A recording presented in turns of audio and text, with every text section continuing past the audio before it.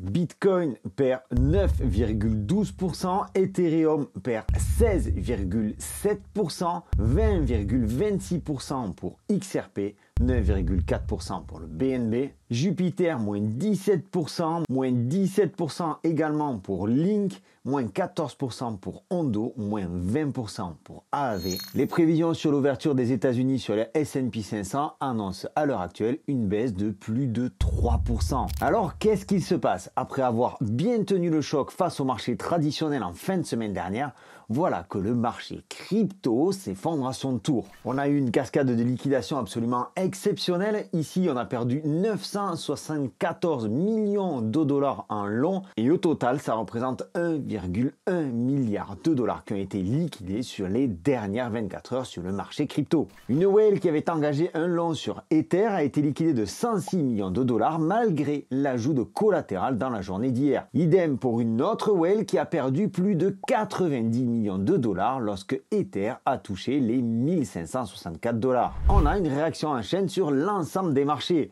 ce que l'on appelle une cascade de liquidation, une baisse qui déclenche une panique, qui amplifie la baisse, qui à son tour déclenche ce que l'on appelle des stop-loss, c'est-à-dire des ventes automatiques destinées à protéger le capital des investisseurs en cas de retournement de marché ou de mouvement violent, et qui donc continue de faire plonger le marché et accélère ainsi la baisse. Bref, on a un bel effet boule de neige. Tout ça a démarré hier en début de soirée, à l'ouverture, à la réouverture des marchés traditionnels sur les produits dérivés.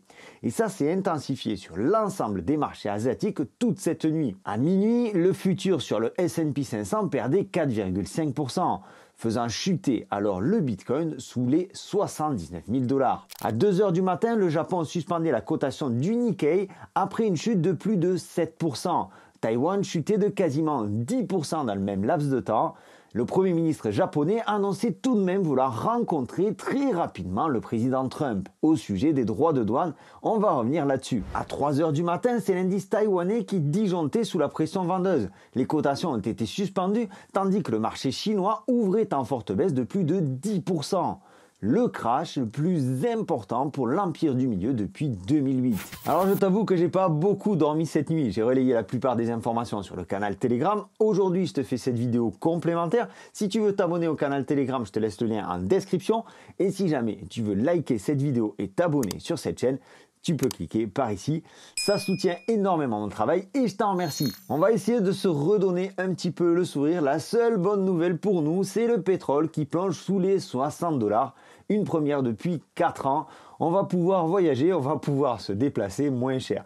C'est pas grand chose, mais on se rassure comme on peut. Autre nouvelle à peu près rassurante, c'est que le Bitcoin revient pour l'instant sur un support correspondant à son ancien plus haut. Support dont je te parle maintenant depuis quelques temps, qui se situe ici donc sur les anciens plus hauts du mois de mars et du mois de mai 2024. Donc c'est toute cette zone-là.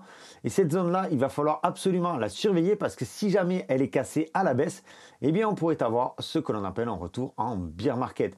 Donc pour moi, pour le moment, tant qu'on n'a pas un passage sous les 70 000 dollars, à peu près 69 000 dollars par extension, puisque le marché est hyper volatile, donc on peut avoir une mèche catastrophique qui nous sortirait du marché sans pour autant que le marché se retourne complètement. Donc tant qu'on n'a pas franchi cette zone-là sous les 69 000 dollars, pour moi, il n'y a pour l'instant pas péril dans la demeure. On peut très bien revenir prendre appui ici avant de voir un retour de la hausse. Mais ça, je pense que ça prendra tout de même quelques temps. Et finalement, comme je te le disais dans la vidéo d'hier, certes, le Bitcoin est en forte baisse et 10% c'est déjà assez significatif, mais pas tant que ça.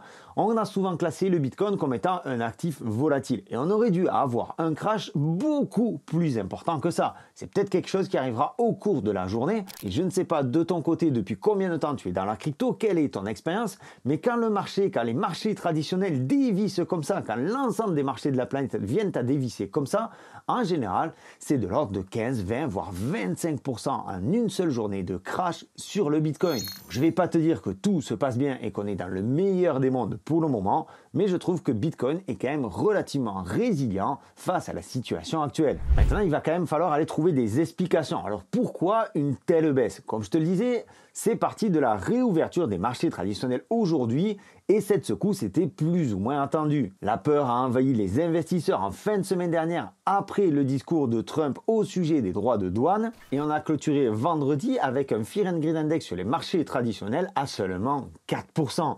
Le Fear and Greed Index mesure donc l'indice de peur ou de cupidité sur les marchés. On est en extrême peur depuis maintenant pas mal de temps. Un Fear and Greed Index qui est un petit peu moins apeuré sur les marchés crypto, ce qui peut t'expliquer que la baisse sur le Bitcoin est relativement modérée. Alors même si tu trouves que ton wallet fait la gueule, je te rassure, le mien fait aussi la gueule, c'est essentiellement parce que ce sont les altcoins qui sont en train de déguster. Mais voilà, le Fear and Greed Index est intéressant puisqu'il mesure donc la peur et la cupidité sur les marchés et aujourd'hui, tout le monde a peur. Et cette peur, cette pression viennent toujours de Donald Trump et de sa politique économique ultra agressive. Parce que les fameux droits de douane doivent entrer en vigueur dans 2 jours, le 9 avril.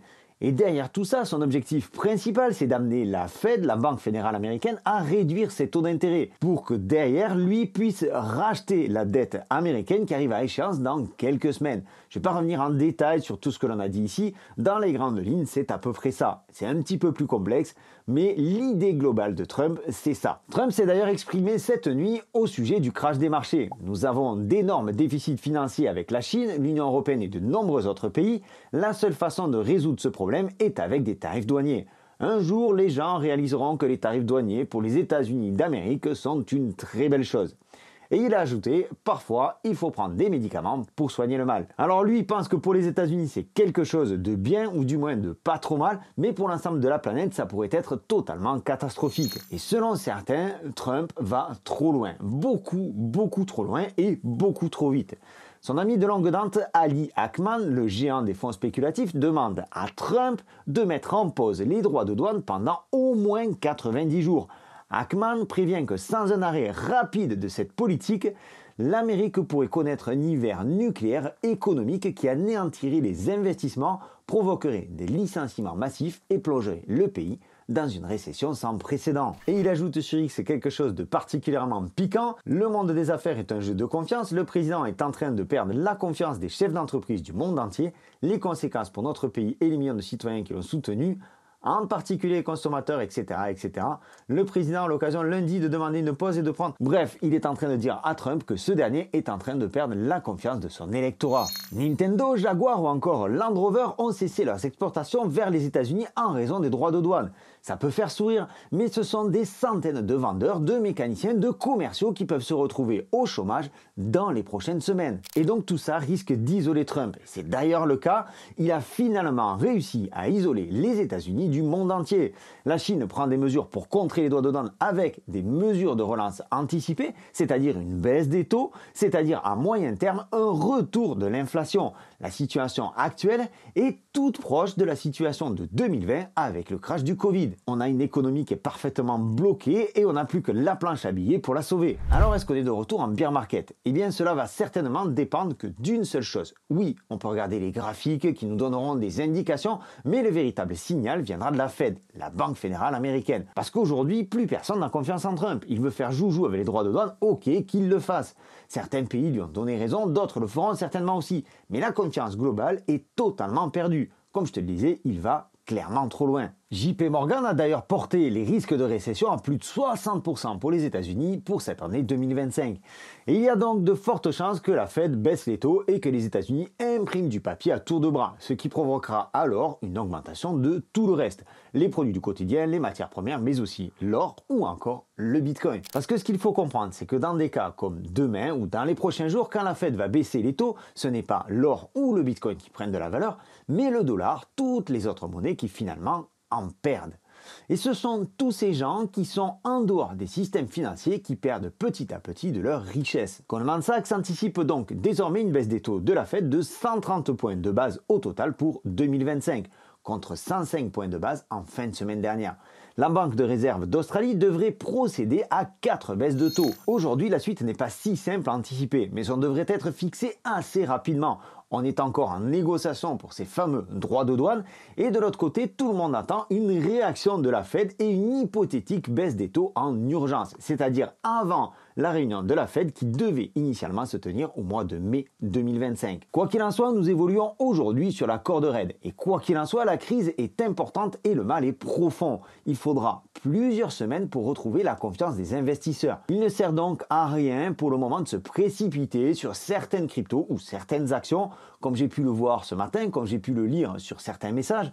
Certes, il faut acheter pendant la crise, c'est tout le temps ce qu'on nous dit, mais pas n'importe quoi. Pour ma part, je m'oriente sur le Bitcoin et uniquement le Bitcoin, chose que je fais très rarement. Je suis beaucoup plus exposé sur les altcoins en général, mais je vois aujourd'hui Bitcoin évoluer comme une vraie réserve de valeur. Et je pense que pour les altcoins, il est encore trop tôt pour se repositionner dessus de manière assez significative. J'attendrai donc les prochains jours, j'attendrai donc une clarification du marché parce que je ne rêve pas, la reprise n'arrivera pas de suite, même si l'on a ce que l'on appelle un V-bottom, c'est-à-dire une baisse en forme de V et un redémarrage aussi sec.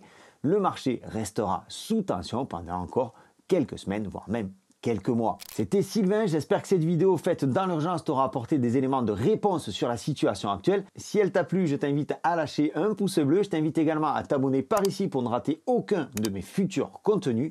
Je te donne rendez-vous dans une prochaine vidéo. D'ici là, prends soin de toi et de tes cryptos. Ciao!